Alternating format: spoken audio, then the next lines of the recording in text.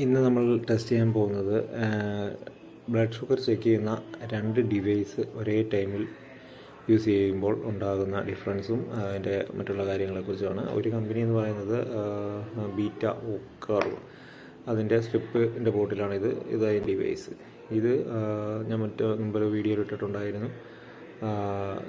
കൗണ്ടോൺ plus എന്ന് പറഞ്ഞ അതിൻ്റെ സ്ട്രിപ്പും അതിൻ്റെ ഡിവൈസും. ഓക്കെ, നമുക്ക് അതിൻ്റെ ടെസ്റ്റിങ്ങിലേക്ക് കാണാം.